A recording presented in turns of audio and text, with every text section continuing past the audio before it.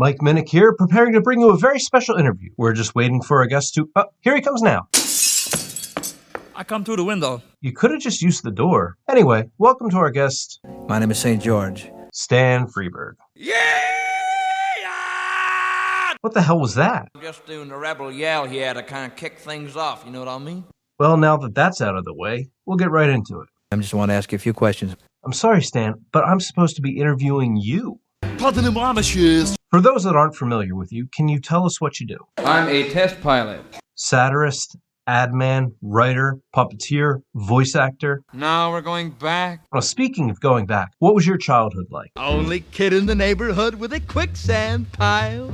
I guess a lot of kids avoided your house, huh? I'm lonely. Now, what first brought you to Hollywood? Carry out my dream. As a voice actor, you have worked with some of the greats. Bob Clampett, Chuck Jones. They're Walt Disney. Try not to interrupt the question, Stan. Sort of sketch in a little background, as it were. Now, in the early days, you did a lot of work for Warner Brothers. That's right.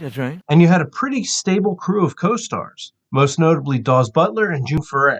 One played a pipe and the other danced jigs. You did many great recordings for Capitol. Well, let's review them once again here. That's My Boy, John and Marcia, Television, Nuttin' for Christmas. I hope I'm not forgetting any. Don't worry about it. You have quite the array of voices. And I am proud of it. Now, I hear you also do an amazing impression of a tape rewinding. Matter of warning, boys, to come tonight, or repeat, my. Your 1957 radio show only ran for 15 episodes, partly due to advertisers not wanting to buy ad time. Why do you think that is? They're out of step with me, that's what's the trouble. Now, after your radio show and record career, you switched to advertising. Pretty commercial, huh, boy? And what was the strangest thing you were ever asked to advertise? Blueprints for a build-it-yourself swamp. One of your most well-known campaigns was for Encyclopedia Britannica. You know, I almost ordered a set myself. Just call this number and we'll send you this free booklet. Going back to your recordings, your most well-known and most beloved is Stan Freberg Presents the United States of America. And it was big. Very big. I understand at one point you were trying to bring the show to Broadway. Gonna have trouble. I'm sorry, I won't bring that up again. A wonderful. Now, why do you think you don't hear funny songs on the radio anymore? Nobody laughs it up no more.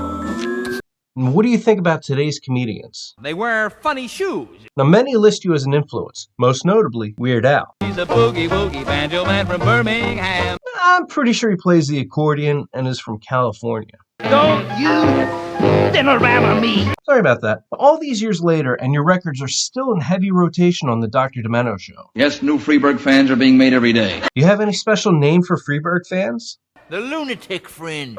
I think we prefer the name Zazalovs. That way we don't offend anyone. That's a darling little horn there. Well, that sound means we're almost out of time. Just enough time for one final question. That's too much. Fair enough. Well, I'd like to thank our guest, My name is Wednesday. Stan Freberg. Thanks for coming. Hey, look out, I think I'm gonna tap dance.